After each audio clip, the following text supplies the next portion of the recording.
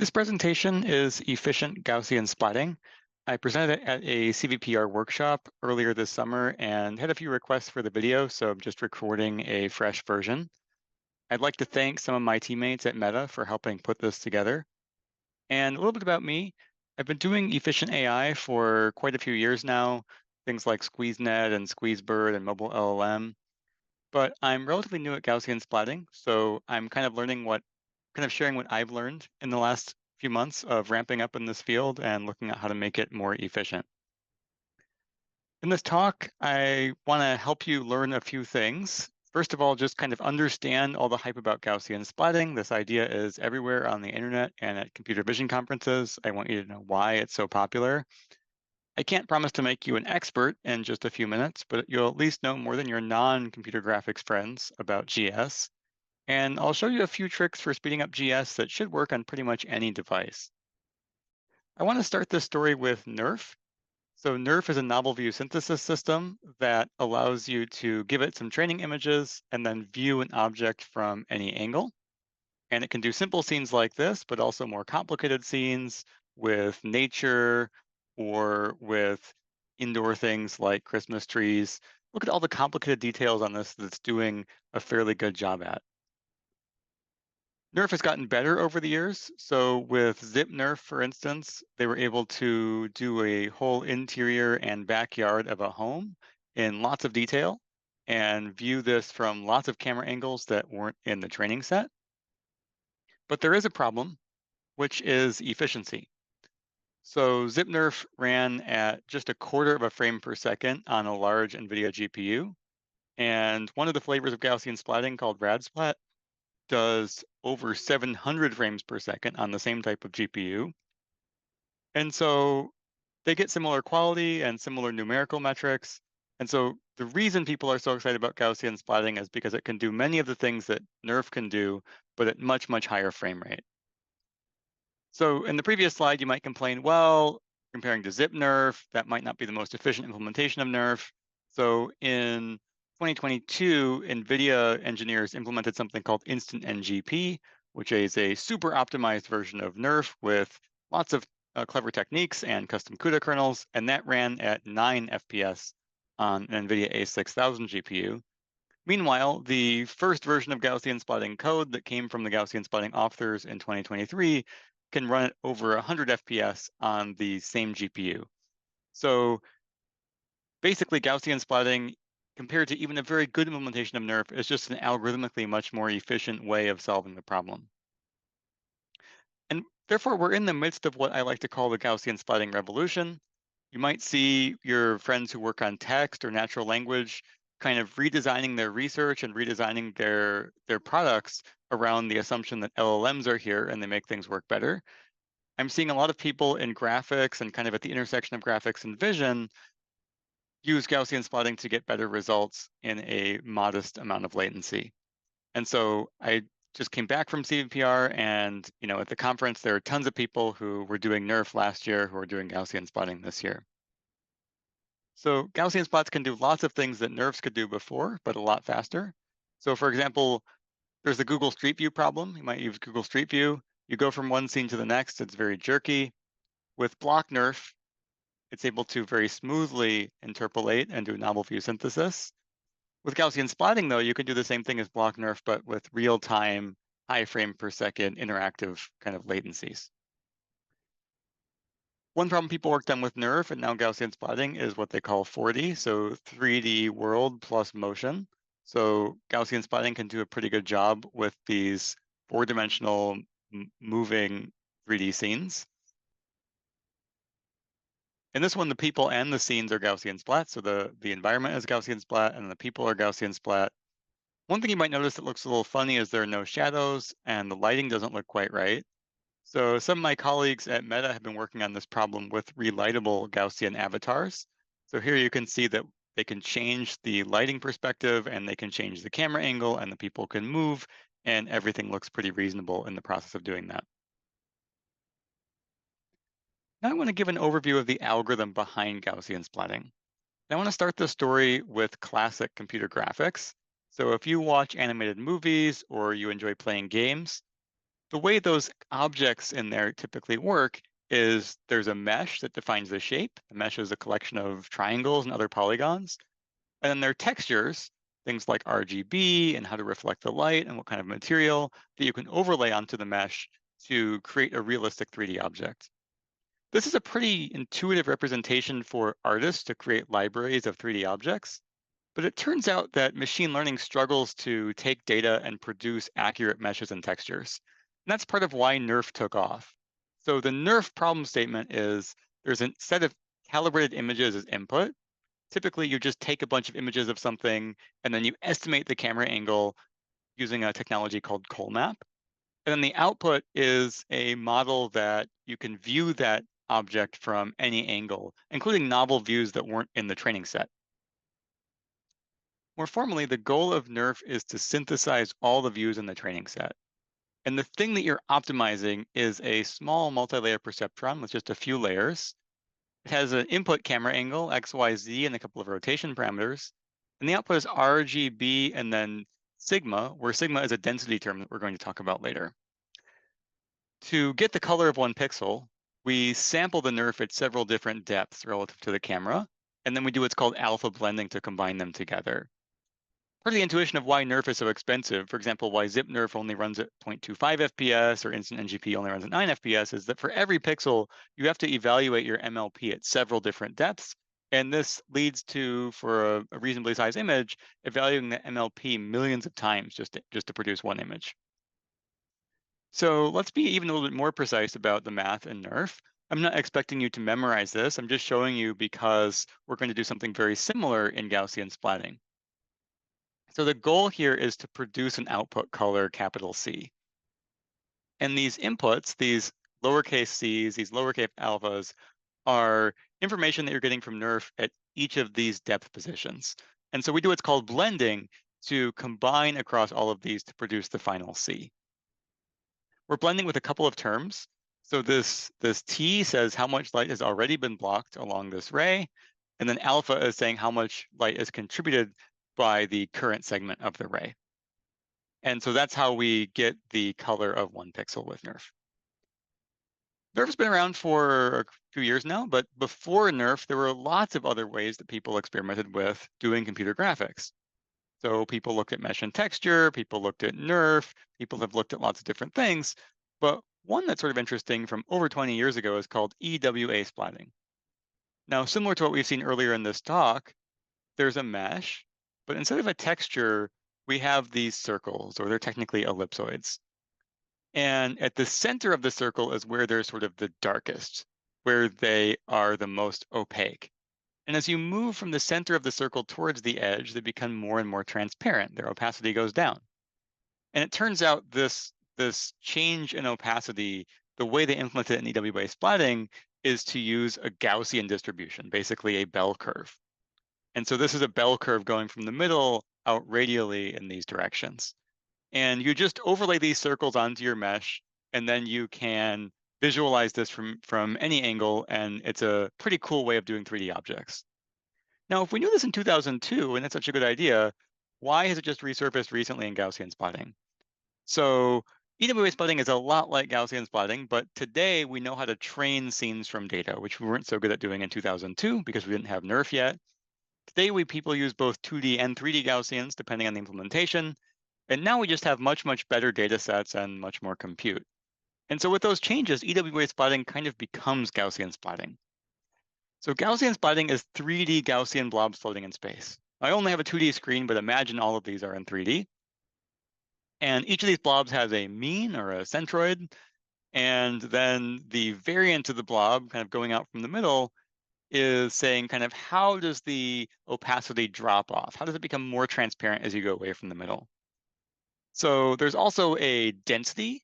A density is a property of the Gaussian. Density of sort of saying at the middle of the Gaussian, let's sort of look at the opacity. Not exactly, but the gist is the bigger your density, the more opaque the Gaussian will be at its middle.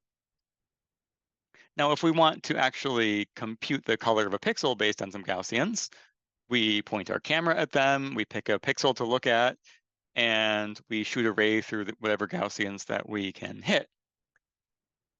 Now, remember we have the same alpha, the same sigma, this roughly the same setup as Nerf, but instead of evaluating multi-layer perceptrons at definite predetermined depths, we're just evaluating this function whenever we happen to bump into a Gaussian as we move away from the camera.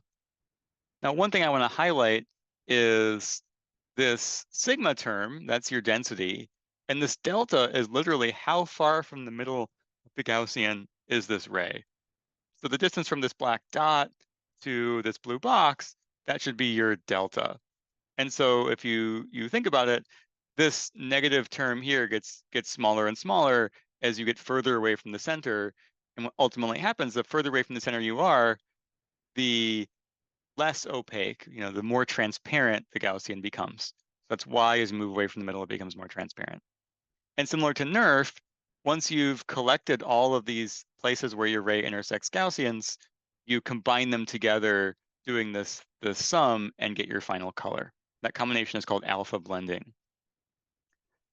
Another way to look at this is to think about Gaussian splatting as an overall pipeline.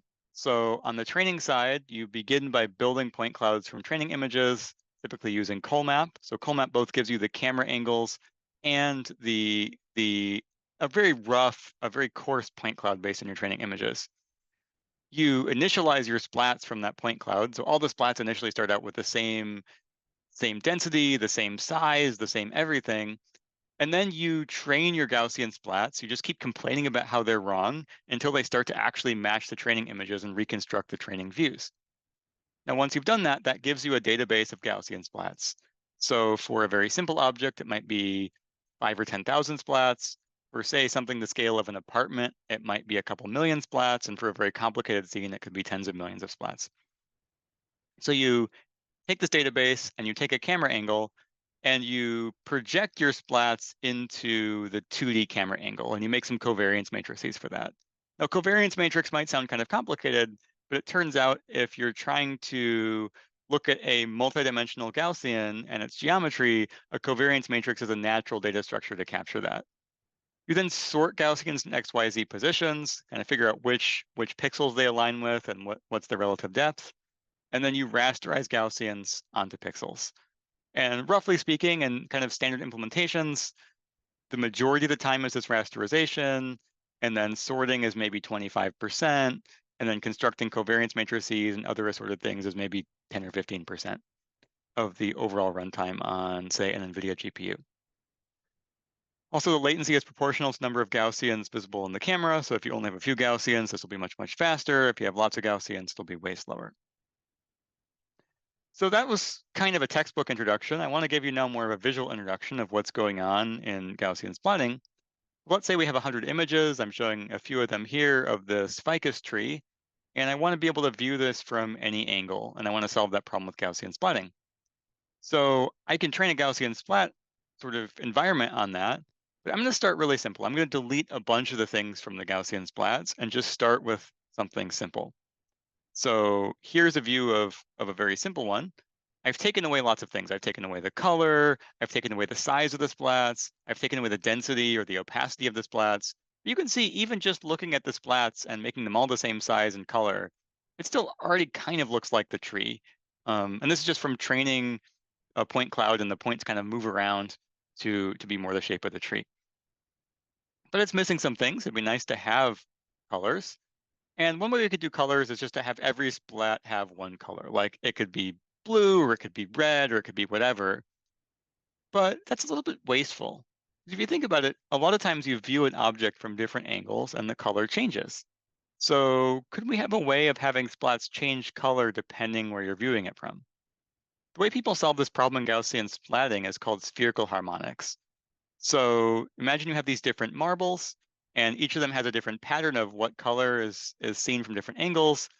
And then there's some equations that I'm not going to get into here of how you combine these all together.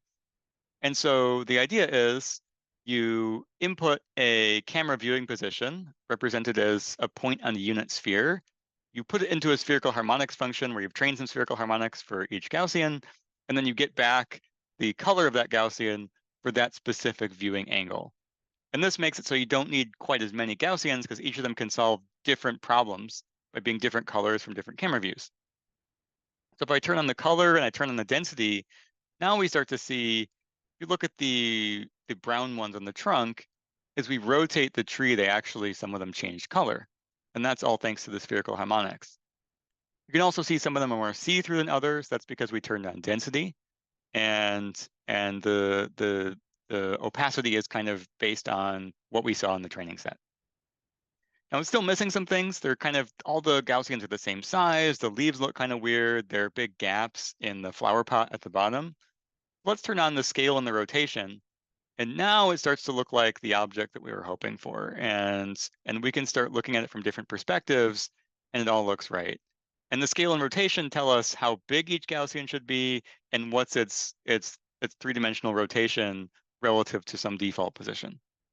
And so to summarize all this, the data structure of one Gaussian splat has these 5 different ideas in it. So it's a translation, which is your mean, your center of your Gaussian. You've got spherical harmonics, which can be as simple as just saying RGB, or as complicated as if you use, I think it's 3 terms of spherical harmonics gets you a 48-dimensional vector. There's density, which helps you calculate how opaque each Gaussian will be.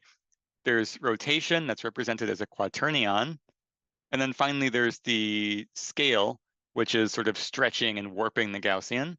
And if you think of it as, a statistician would think about Gaussians, you would call the translation the mean and the scale the variance.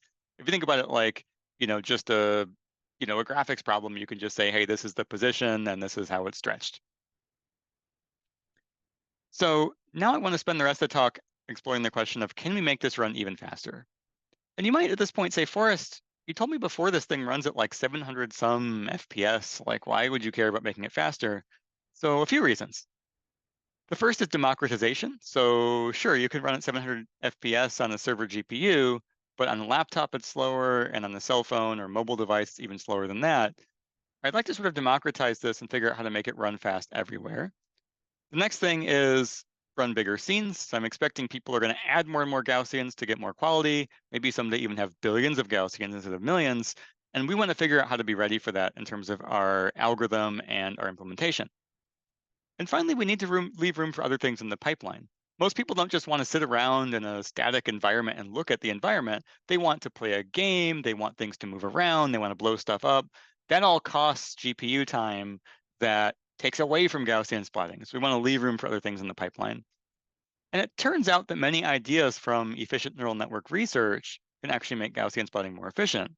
The first example I want to show of this is quantization. So in neural networks, a common thing we do to make them run more efficiently is to quantize them to fewer bits. So instead of 32 bits, we might use 16 or 8 or 4. We can do that here too. So there's this nice study called Compact 3D from some people in UC Davis, and they find that except for the translation, all the other ones can be moved to very low bits. So the translation needs at least 16 bits, but the rotation, scale, variance, spherical harmonics, and density all can be quantized to int8 using a little bit of quantization-aware training. And this makes the model 3.4 times smaller. Now, these researchers didn't try to get a speed up, but I imagine that you could get a pretty significant speed up by doing this quantization, especially speeding up the initial projection of the Gaussians into your 2D scene, because those are loading all of these items into the GPU, or particularly from the GPU's global memory into its caches. And when they did this quantization, there wasn't any kind of degradation in quality, which is great. Another technique is called vector quantization. So I could explain this in complicated terms or general terms, but in this specific case, all I'm really saying is, let's say you have a million Gaussians, and each of them has a slightly different 3D shape. The scale sort of stretches it in different sizes. Well, you could have all of these million be unique things, but it turns out if you do some k-means clustering, you can find about 4,000 Gaussians in terms of the scale that pretty much any Gaussian you see in the data will be similar enough to those 4,000 that you can just map it to one of those 4,000, or technically 4096. So you can see here in my toy example, this one, and this one are a similar shape, but all a little bit different. But you could map them all to this kind of vertical oval, and it'll be good enough. That's the intuition of this vector quantization idea. And it turns out you can apply it not just to the scale, but to several of the terms in Gaussian splatting. So this 3D Gaussian splatting with vector quantization also comes from the Compact 3D paper. They do vector quantization on most of the terms. And what they find is they get a little bit of degradation on the MIP-NERF 360 data set for their quality, but not too much.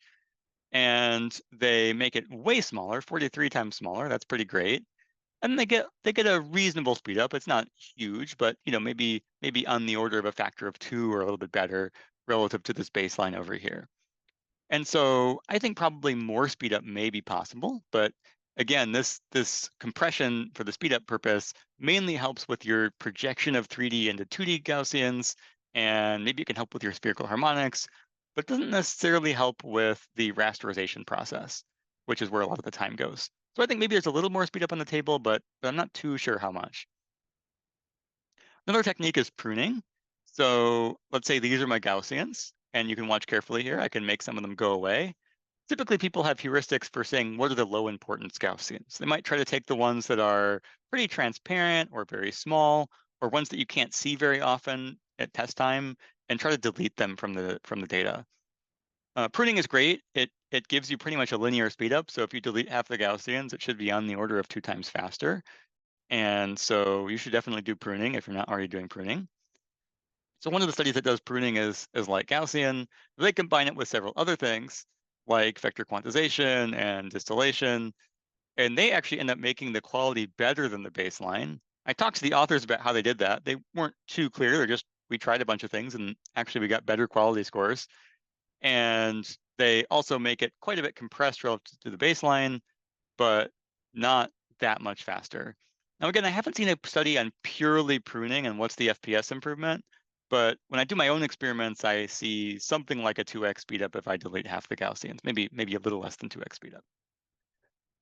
Another one I want to highlight is called RadSplat, and they do several things. One of them is kind of improving the training process. So if you think about how we train Gaussian splatting, we only train based on the collection of training images. And, we don't have all the possible views from those training images, but Nerf, it turns out, can give you a pretty good geometry, a pretty good estimate of the views from in between your training images. And so what they do is they train a Nerf, make that a teacher for the Gaussian splat, and then the Gaussian splat ends up learning something a little bit better than it would have otherwise. That's not really a speed up thing, it's just a cool thing that they did. On the speed up side, they have this thing called the visibility list. And the visibility list sort of says, hey, I don't necessarily need to think about all the Gaussians all the time. And you already ignore these gray ones are the ones I'm ignoring, the blue ones are the ones I'm thinking about, the ones that are kind of outside my field of view. But you might have a wall here, or maybe something that's almost a wall you can see through a little bit. And these things back here you almost never see. And so the idea with RadSplat, as I say, let's look at 64 common camera angles that we might want to view the scene from. And then let's look at which Gaussians are invisible and which are visible from those camera angles. And when you ask for a new view, it says, okay, let me look up a nearby camera angle and figure out which Gaussians I can ignore safely. And then what you end up with is you get it to run a bit faster because you already kind of delete some of your Gaussians. Another thing you could call this is test time pruning. So during inference time, you're deleting Gaussians based on where you're looking at the scene from. So to kind of summarize what we've seen so far, if this is the baseline here of just the original 3D Gaussian splatting paper on the MIP-NERF 360 dataset, quantizing with mostly int8 gets us this improvement here. If we do vector quantization and put everything in int16 and do some pruning, we get 43 times smaller and modest speed up. And if we do light Gaussian, they actually get some better results and they prune a little bit less aggressively. And then finally, RadSplat does several things, but the way they get their speed up, I think, is primarily with pruning and then the visibility list that can ignore certain Gaussians during inference based on your camera view. The RadSplat people also have a version that has over 900 FPS with some slightly worse quality results. So one more thing I want to show is just a little bit on dynamic Gaussian splatting. So far we've just assumed scenes are static, but I showed you a couple demos before where there are people who are moving around. So how does that work? Well, if you have a person, you typically want to train based on a bunch of camera views, sort of just them in a neutral shape without doing any particular expression or any particular body motion. And you train a Gaussian splatting kind of field on that. And then you input, say, you could drive it from a video. So whatever I do, maybe the avatar should mimic that. Or you could say a text prompt. You could ask it to do something specific, using your keyboard. And then you have a neural net that predicts the deltas, basically the offsets relative to the original Gaussians. And there are several papers on this now, but this is the basic idea of how people typically do dynamic Gaussian splatting.